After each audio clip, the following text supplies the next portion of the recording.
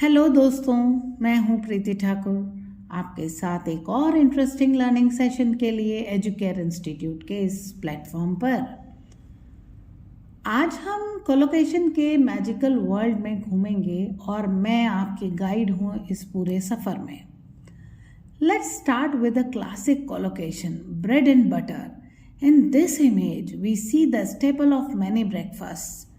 But in the language world, bread and butter often means the main source of someone's income or livelihood.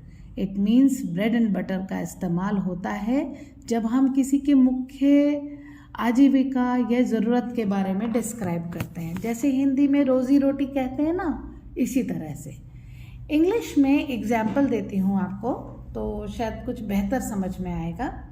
Everyone has to earn his bread and butter to stay alive, यानी हर एक को जीने के लिए रोज़ी रोटी कमानी ही पड़ेगी। ठीक है, ब्रेड एंड बटर मतलब उसका आजीविका। अगला कोलोकेशन है कॉम एंड हेयर। देखो ये इमेज, कॉम हेयर सजाने के लिए एक ज़रूरी टूल है। जब दोनों साथ में आते हैं तो ये एक प्रैक्टिकल और कॉमन कोलोकेशन बन जाता है, मतलब दोनों का जोड़ा जो है वो सबको समझ में आ जाता है। भाई कॉम्ब एंड हेयर, कंघा और बाल, सबको मालूम है ये जोड़ा एक दूसरे के काम आएगा। कंघे का क्या काम बिना बाल के, और बालों का क्या काम बिना कंघे के। इन दोनों का जो जोड़ा है वो एक दूसरे को पूरा कर देता है ना।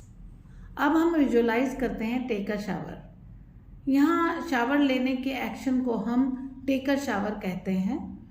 ये तो हमारे डेली रूटीन का एक हिस्सा है ना। आप समझ पा रहे होंगे कि नेटिव लोग इंग्लिश कैसे बोलते हैं, और उसकी जैसे चकला बेलन बोल दिया तो ये एक जोड़ा बन गया। इसी तरह से कुछ चीज़ें हैं जो इंग्लिश में एक पेयर के रूप में या एक दूसरे को पूरक के रूप में काम आती है। जैसे अभी आपको समझ आ ही गया जो मैंने एग्जाम्पल दिए। चलिए थोड़ा और समझते हैं। जैसे हम हिंदी में कहते हैं ना सर्दी जुकाम होना। अब सर्दी होना कह दे या जुकाम होना कह दे, सर्दी जुकाम भी एक पर्टिकुलर जोड़ा दिखता है हमें। इस कोलोकेशन को समझने के लिए आप सोचो कि ये वो शब्द हैं जो हमेशा साथ में आते हैं, जैसे कि चावल खाना या फिर दाल भात खाना। कुछ लोग भात दाल कहते हैं, कुछ लोग दाल भात कहते हैं। ठीक है, ये वो शब्द हैं जो एक दूसरे के साथ बहुत बार मिलते हैं और मिलकर एक अच्छा सा अर्थ बना देते हैं। इससे बड़ी अच्छी अंडरस्टैंडिंग भी आ जाती है।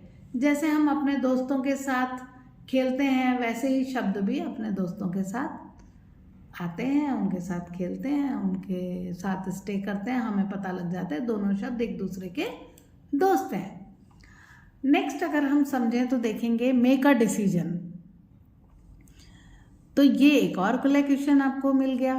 यहाँ पर डिसीजन तो हमारी लाइफ का हिस्सा है, और जब हम कहते हैं मेक अ डिसीजन तो हम बात करते हैं किसी चीज़ को चूज़ करने या डिसाइड करने की।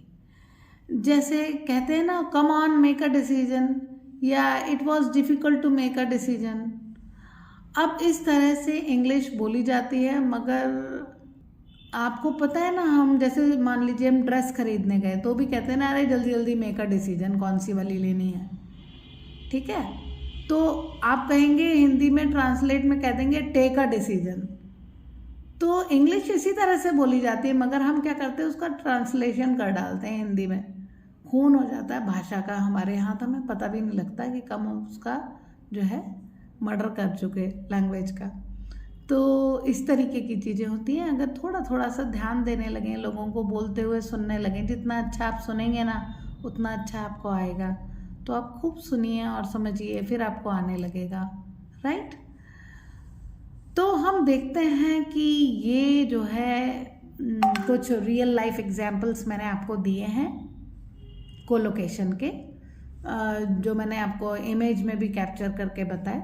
आई होप आपको थोड़ा तो समझ आया होगा। कोलोकेशन को समझना जैसे कि भाषा के खूबसूरत दरवाजे खुल गए हों, इस तरीके की चीज़ हो जाती है। और आप ये याद रखना कि इस सफ़र में प्रीति ठाकुर के साथ आप एजुकेयर इंस्टीट्यूट में बैठे हुए हैं। अगर आपने कोलोकेशन के इस सफ़र को एंजॉय किया हो तो लाइक करना, शेयर करना और सब्सक्राइब करना बिल्कुल मत भूलिएगा। पर्सनलाइज गाइडेंस और भी कई लैंग्वेज इंसाइट्स के लिए आप हमारे साथ अगर जुड़ना चाहते हैं तो डिस्क्रिप्शन में फ़ोन नंबर दिया है, उस पर आप कांटेक्ट करें। आप ऑनलाइन या ऑफलाइन क्लासेस ले सकते हैं। ऑफलाइन क्लासेस गाज़ियाबाद में होती हैं। Okay, till my next video, happy learning.